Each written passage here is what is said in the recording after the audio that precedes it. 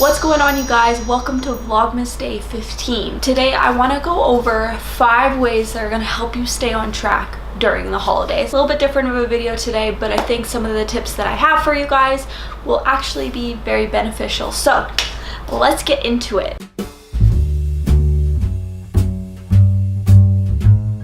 Tip number 1 is to save up your macros. I assume if you follow my channel, most of you are flexible dieters or you're trying to learn about flexible dieting, and as you know, I'm an advocate for it. I think it's a very sustainable approach, especially for around the holiday season. That's why I believe in it so much, because it still allows you to have a life and to enjoy your time with your friends and your family. So tip number 1 is to save up your macros.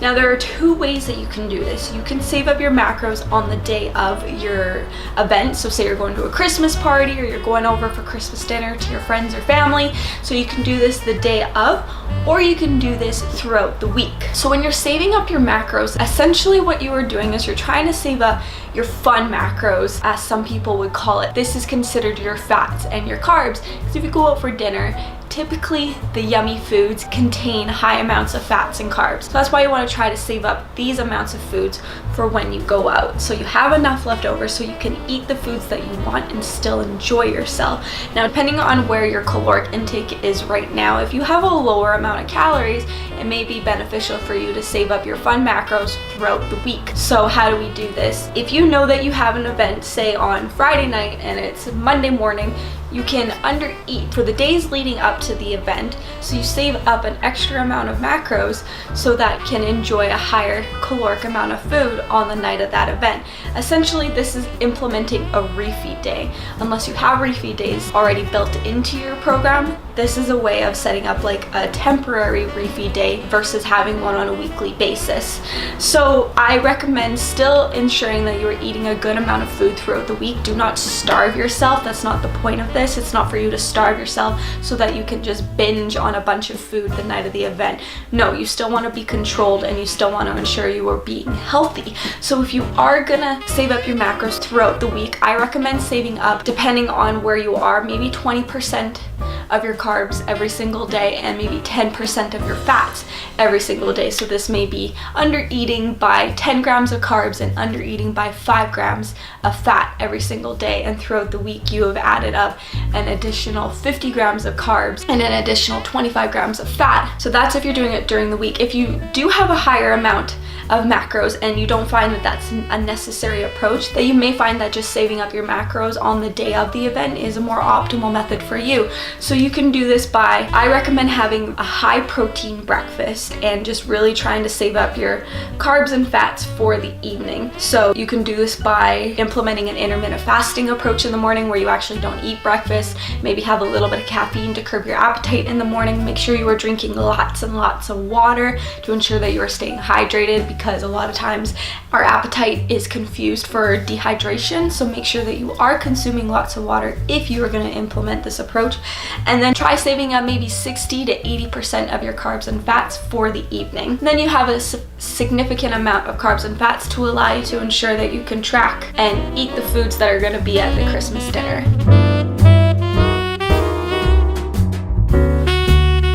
Whether you decide to implement this tip or not, when you do go over for Christmas dinner, I recommend going for the high protein, high fiber items first. Why do we want to do this? Having a significant amount of protein and fiber is actually going to help suppress your appetite so you don't overeat. So if there's a lot of yummy goodies there that we know that there's going to be, having a good amount of protein and fiber is really going to help curb your appetite to ensure that you actually don't overeat, and it's going to just help prevent a binge.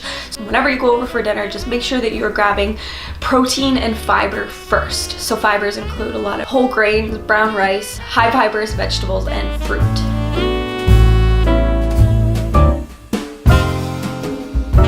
Tip number 3, I recommend trying to exercise that day of the event. I know if you go on the day of Christmas, by all means you don't have to exercise if you don't want to. The only reason I recommend exercising is it is to help you mentally. So if you've gone and done something physical that day, it's going to help you feel better and not so guilty about enjoying yourself in the evening. It's also going to help you save up your macros as well, because it's going to decrease the amount of boredom that you may have during the day, because let's face it, on Christmas nothing's open. What else is there to do? Let's watch a movie and eat some food. So by going out and doing a little bit of exercise, it's gonna help take your mind off of food. It's gonna help you save up your macros to ensure that you're able to hit your macros in the evenings and still enjoy yourself guilt-free. So it doesn't have to be anything crazy or intense, just maybe something for 30 minutes.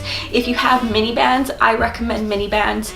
They are an awesome at-home glute circuit that you can do that really gets the blood going, but it also adds some resistance training in there. So just something very quick and easy that's just gonna help you feel good, release some endorphins, and help prepare you for the evening.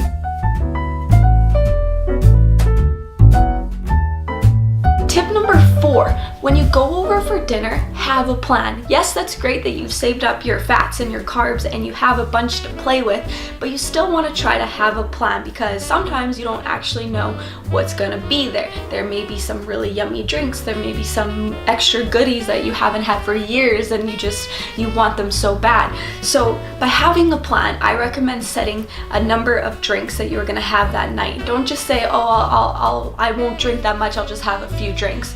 That is a very subjective amount, and that could mean 4 for some people, and that could mean 1 for that person, and that could mean 10 for somebody else.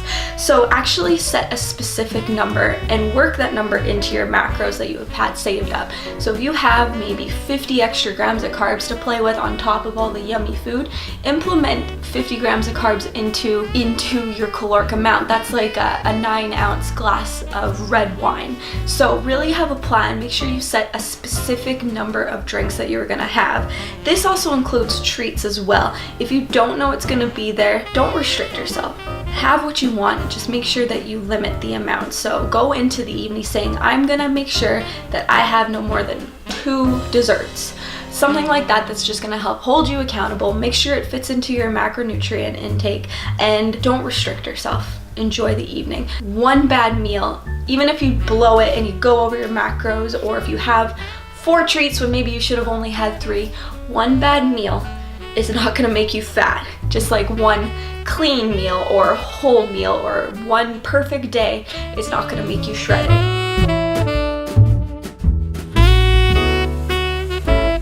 And tip number 5, I recommend this for a few people actually, and that is to implement having one untracked meal a week. So you can use this untracked meal when you go over for Christmas dinner. Obviously, this is for people who aren't competing in the near future. If you are competing, then please make sure you continue to track and be as accurate as you possibly can.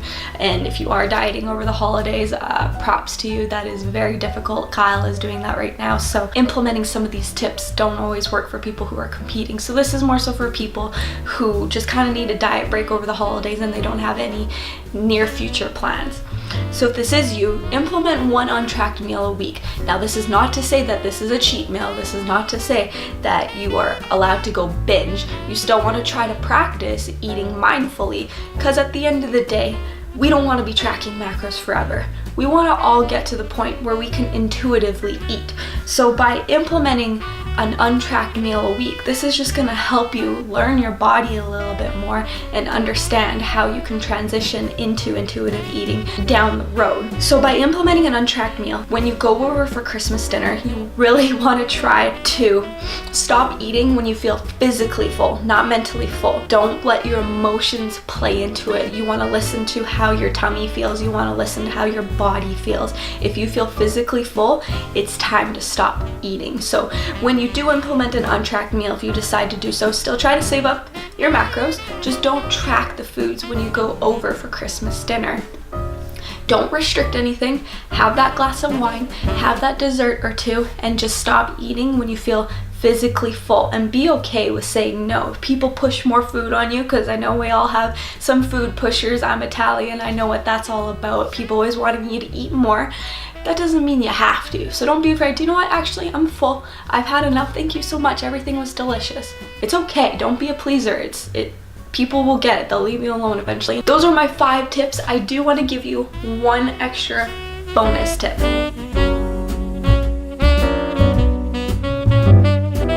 And that is to be flexible. We're flexible dieters.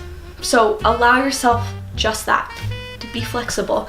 I know a lot of people who track their macros, and for some people it's not flexible dieting at all, because people get very obsessive of hitting their macros 100%. And I know some people where they will not eat the foods that are provided to them if the macronutrient amounts aren't available, and that's not being flexible at all. And that just creates obsessive behaviors, and it's just as bad as restricting foods and then binging on the weekends, and you guys know how much I hate that. So there is a downside to tracking your macros 100% accurately, and it can lead to obsessive behavior. So make sure that you are allowing yourself flexibility. Alright, you guys, I hope that this was helpful. Thank you so much for watching. Please make sure you hit that like button. Make sure you share this video to someone who maybe needs to hear some of these tips over the holiday season. And lastly, please make sure you subscribe. Your guys' subscription and support means so much to me, and it allows me to continue to make these videos. So thanks for watching, guys, and I'll see you in the next one.